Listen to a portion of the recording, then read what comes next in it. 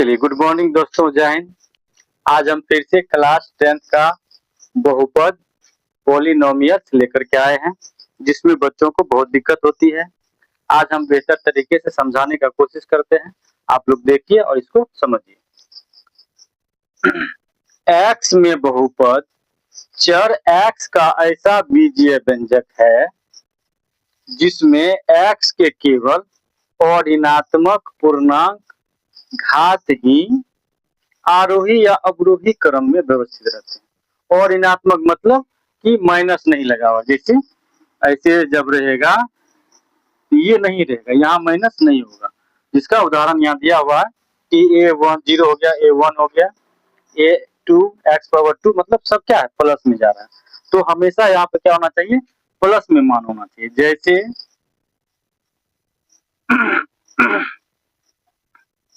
5x² 3x+2, ये क्या है, ये क्या है, बहुपद है। क्या है, बहुपद है। और इसका घात क्या है, सब धनात्मक है। यहाँ 2 है, यहाँ नहीं कुछ है तो 1 है, यहाँ x नहीं है तो 1 है। किसका, चर x का ऐसा बीजीय व्यंजक, x वाला है ना, या y रहेगा तो y भी हो सकता है, उस पर भी द्विघात आघात रहता है, तो उसमें भी हम लोग बोल सकते हैं। जैसे 3y² 5x+6, ये भी क्या है, बहुपद है। चर क्या कर रहा है, चर, चर मतलब क्या, ए से लेकर जेड तक जो भी कोई रहेगा अल्फाबेट, उसको हम लोग चर राशि बोलते हैं। अचर किसको कहते हैं, संख्या को। 1 2 3 4 5 6 क्या है, अचर राशि है। अचर राशि कौन हो गया, X Y Z A B C D, क्या है, चर मान है। तो चर मान का ऐसा घात जो और ऋणात्मक पूर्णांक हो, मतलब धनात्मक हो, ऋण माइनस में नहीं हो, वह अगर आरोही या अवरोही, मतलब आरोही और अवरोही मतलब हुआ, जैसे ये क्या है, घटते क्रम में, घात यहाँ 2 है, यहाँ 1 है, यहाँ खत्म हो गया। इसको हम उल्टा भी लिख सकते हैं। कैसे लिखेंगे, ऐसे 6 + 5x+, या यहाँ पे लिख दो x3, ये क्या होगा, ये हो गया अवरोही में। आरोही में ये है क्या, अवरोही मतलब घटते क्रम में, ये बढ़ते क्रम में। ठीक है, यह इसका दूसरा उदाहरण। इसमें संख्या है, नहीं समझ में आएगा, लेकिन ये क्या है, बहुपद है। इसका दूसरा उदाहरण देते हैं। जैसे x⁻5 x⁻4 3x⁻2 x, ऐसे। तो ये क्या है, ये क्या है, अवरोही क्रम में। क्या है, अवरोही क्रम मतलब घटते क्रम में नहीं है। 5 4 3 2 1 2 क्या हुआ, अवरोही क्रम। आरोही मतलब क्या हुआ, यहाँ 2 आएगा, x आएगा, x² x³ x4 x5, ये भी क्या है, बहुपद है। क्या है, बहुपद है। लेकिन ये क्या है, ये क्या है, अवरोही क्रम में सजा हुआ है, और ये आरोही क्रम मतलब बढ़ते क्रम में। ये घटते क्रम में है, 5 4 3 2 1, ये क्या है, बढ़ते क्रम में 1 2 3 4 5, वही क्या कहा, और ऋणात्मक पूर्णांक, इसमें किसी भी माइनस नहीं है ना। और क्या कहा कि आरोही या अवरोही क्रम में व्यवस्थित हो, उसे क्या कहेंगे, बहुपद कहेंगे। ये हमारा बहुपद हो गया। अब इसमें बहुपद का क्या प्रकार भी, ठीक है, उसको हम आगे समझाते हैं।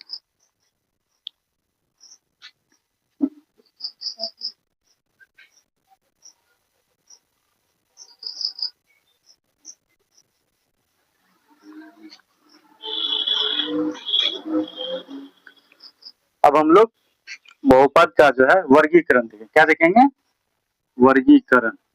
ठीक है, तो वर्गीकरण इसमें क्या होता है कि किसी में 1 पद रहता है, किसी में 2 पद, किसी में 4 पद, यही हुआ वर्गीकरण। जैसे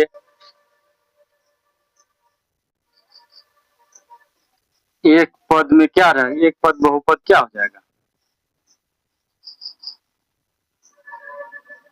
ऐसे हो जाएगा, या ऐसे रहेगा। ठीक है, या ऐसे रहेगा, मतलब एक एक तो उसमें डबल नहीं रहेगा, ऐसे रह सकता है। द्विपद बहुपद,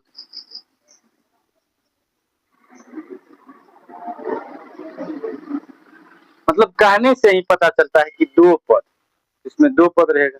तो दो पद मतलब क्या रहेगा, 2x² प्लस 2, या ऐसे भी रह सकता है 2x² प्लस x, एक दो, है ना। दो पद में दो पद रहेगा, चाहे कुछ रही रहे।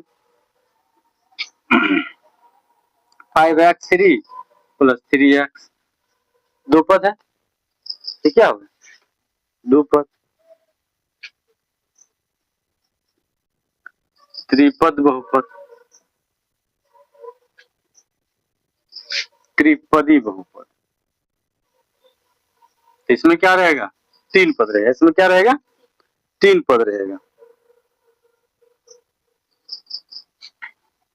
जैसे 7x³ 5x² प्लस 2x, एक दो तीन हो गया, ये क्या हुआ, त्रिपद बहुपद हो गया। उसके बाद क्या होता है, शून्य बहुपद। शून्य बहुपद में क्या हो जाएगा, जिसमें कोई भी पद ना हो, कुछ रहबे न करे, जीरो रहेगा, उसमें क्या होगा, शून्य बहुपद।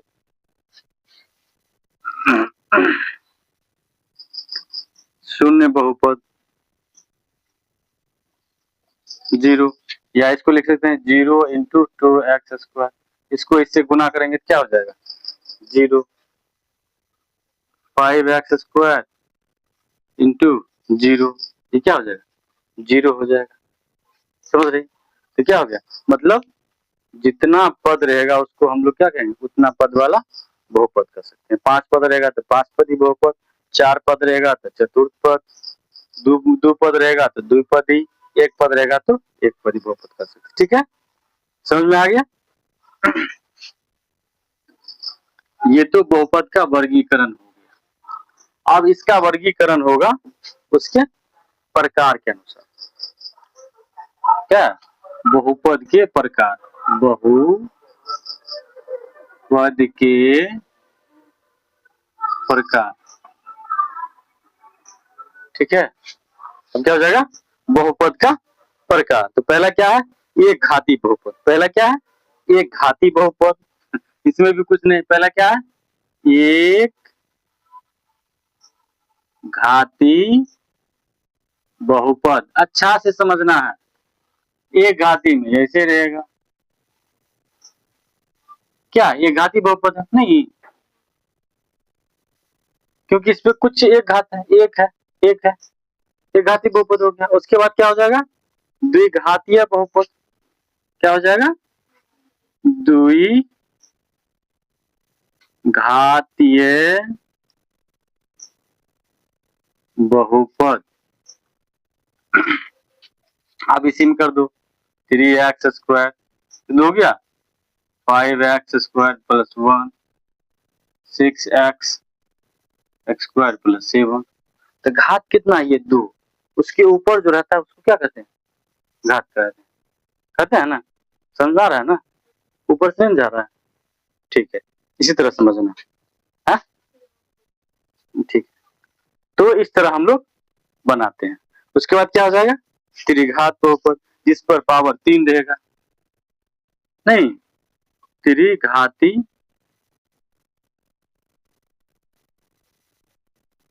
बहुपद। इसमें क्या हो जाएगा, 3 घात, ऐसे करके हो रहा है 3, यहाँ 3 आ गया, त्रिघात बहुपद। जब 4 पावर रहेगा तो चतुर्थ घातीय बहुपद, 5 रहेगा तो पंचघातीय बहुपद। ठीक है, समझ गए, इस तरह से इसको बनाया जाता है। ठीक है, चलो आगे हम लोग समझेंगे इसके बाद।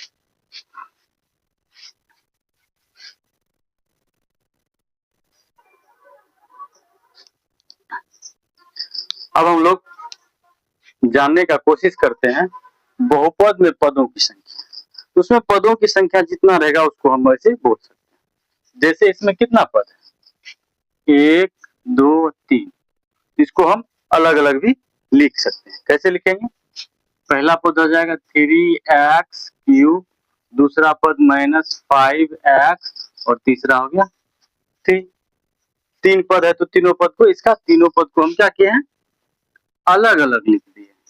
किसी में 4 पद भी हो सकता है, किसी में 5 पद भी हो सकता है। तो इस तरह हम लोग क्या करेंगे, गिन करके सबको अलग कर देंगे। ये माइनस है तो इसके साथ ही जाएगा, यहाँ पे प्लस है तो प्लस को लिखा नहीं जाता है, यहाँ प्लस है तो ये प्लस, ठीक है।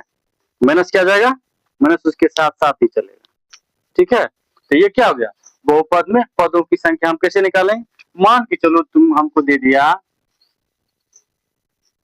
5x क्यूब 2x माइनस 5, इसमें क्या रहेगा, पदों की संख्या कितना है, कितना 1 2 3, बोल देगा अलग अलग लिखिए, क्या लिखेंगे 5x क्यूब 2x माइनस 5, जितना रहेगा उसको हम लोग लिख सकते हैं।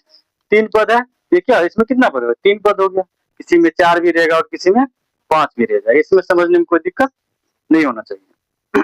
उसके बाद हम लोग बहुपद के शून्य या शून्यक के बारे में कैसे पता लगाएंगे, तो कह रहा है संख्या a p x का शून्यक कहलाता है।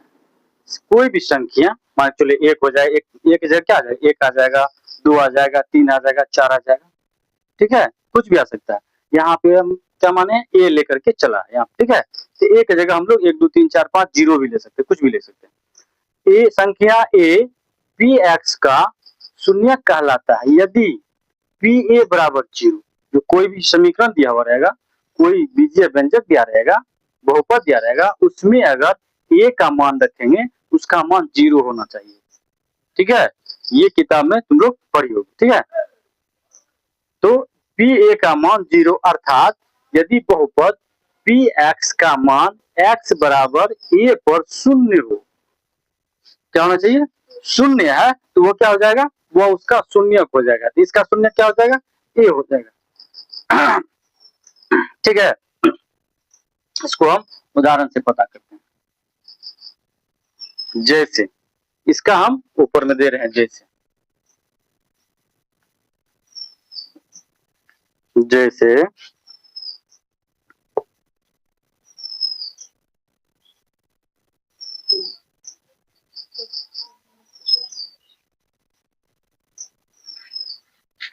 जैसे x square minus 2x minus 3x plus 2, ठीक है।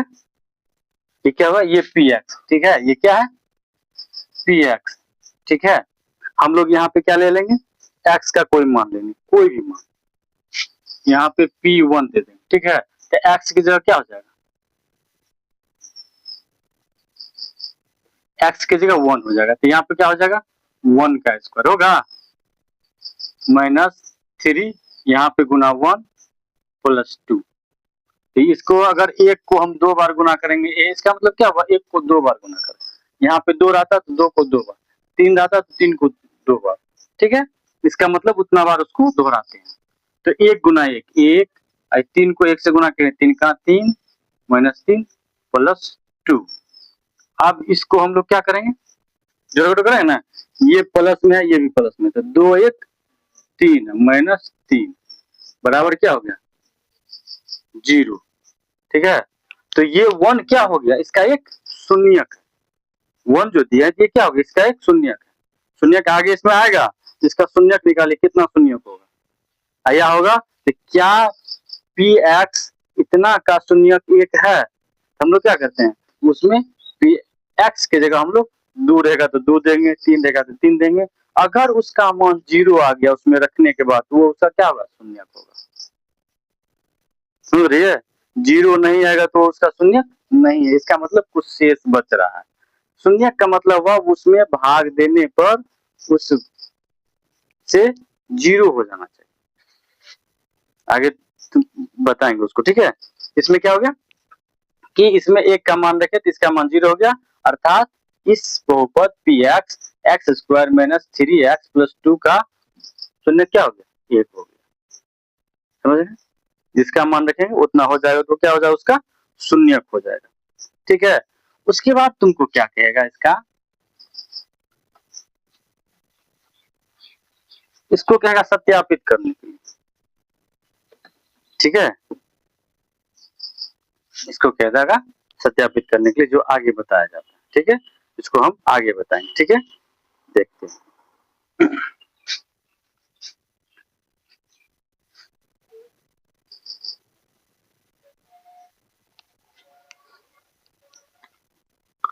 चलिए हम लोग समझते हैं कि शून्यक हम लोग जो निकालते हैं उसमें संबंध कैसे स्थापित करते हैं।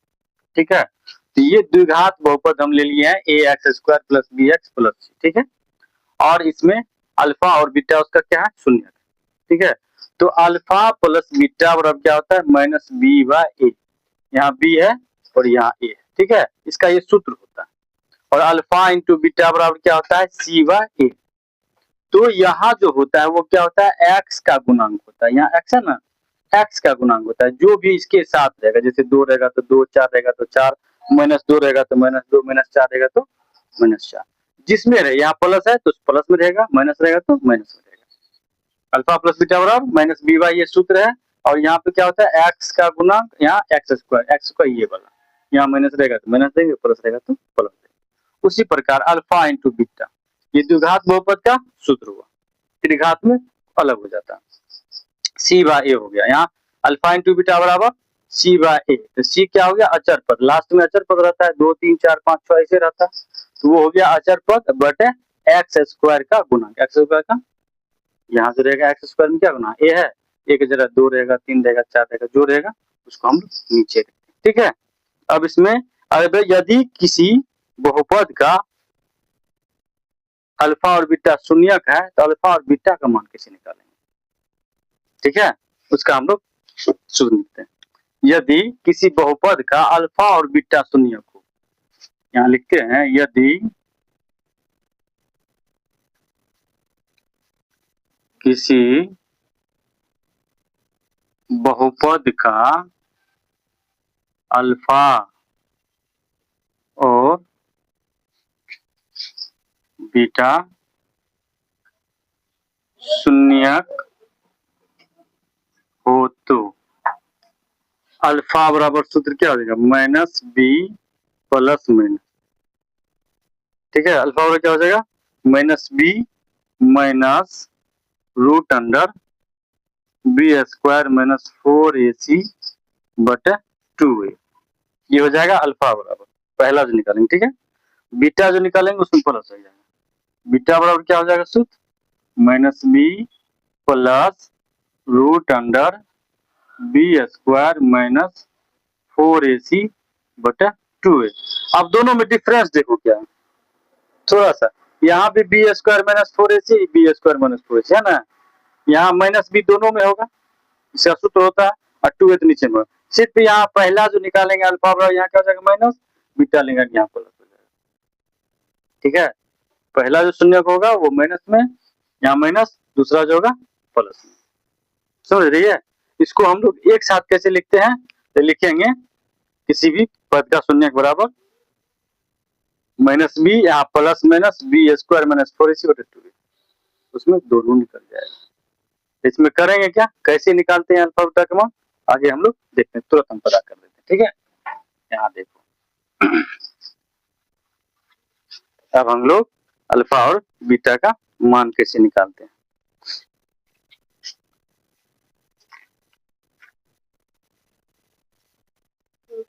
अच्छा, पहले हम लोग एक चीज और समझ लेते हैं। जैसे त्रिघात बहुपद रहेगा, क्या रहेगा, त्रिघात बहुपद रहेगा, उसमें अल्फा बीटा का मान हम लोग कैसे निकालते हैं। त्रिघात बहुपद ले लो, त्रिघात बहुपद, इसमें क्या हो जाएगा, ए एक्स क्यूब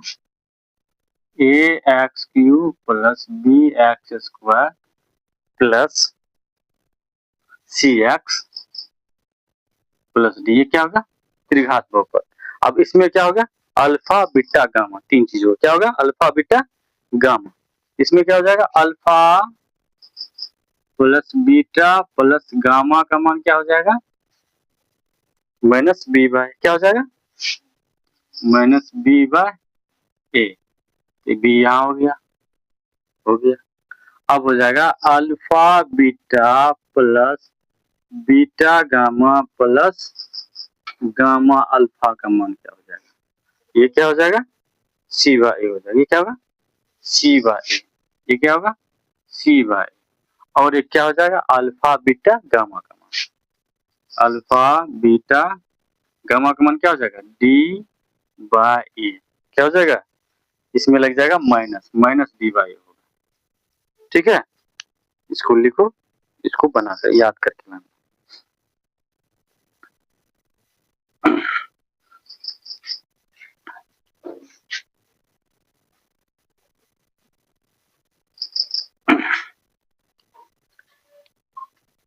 अब ये क्या हो जाएगा? यहाँ पे ये हो जाएगा एक्स स्क्वायर का गुणांक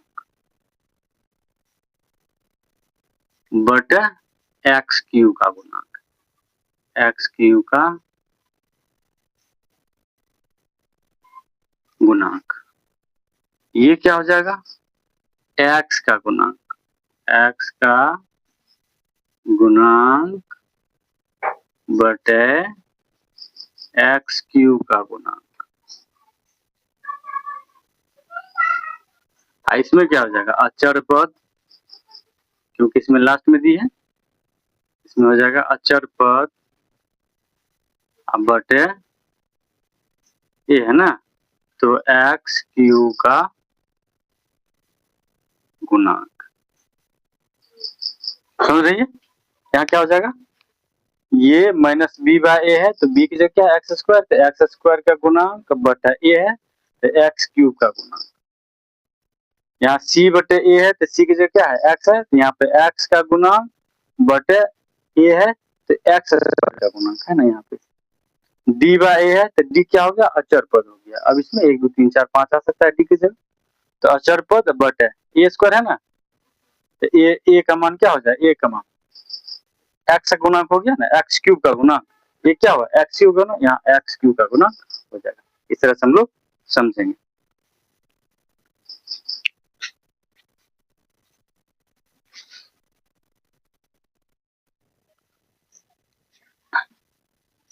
तो द्विघात बहुपद का सूत्र क्या हो गया? X square minus alpha plus beta into x plus alpha into beta, ये द्विघात बहुपद का हो गया। त्रिघात बहुपद का सूत्र हो गया x cube minus alpha plus beta plus gamma into x square plus alpha into beta, beta into gamma, gamma into alpha into x हो गया, प्लस अल्फा बीटा गामा। ऐसे जब बनाएंगे ये त्रिघात हो जाएगा, ऐसे जब बनाएंगे तो द्विघात बहुपद हो जाएगा। ठीक है, थैंक यू दोस्तों। अगर यह वीडियो आप लोग को अच्छा लगता है तो इसको लाइक और शेयर कीजिएगा। यह 10वां क्लास का है, जिसमें बहुपद से आपकी परीक्षा में सवाल जरूर आते हैं। इसको जरूर देखिएगा और समझने का कोशिश कीजिएगा। अगर समझ में आता है तो इसको शेयर और लाइक और कमेंट जरूर कीजिएगा। धन्यवाद, जय हिंद।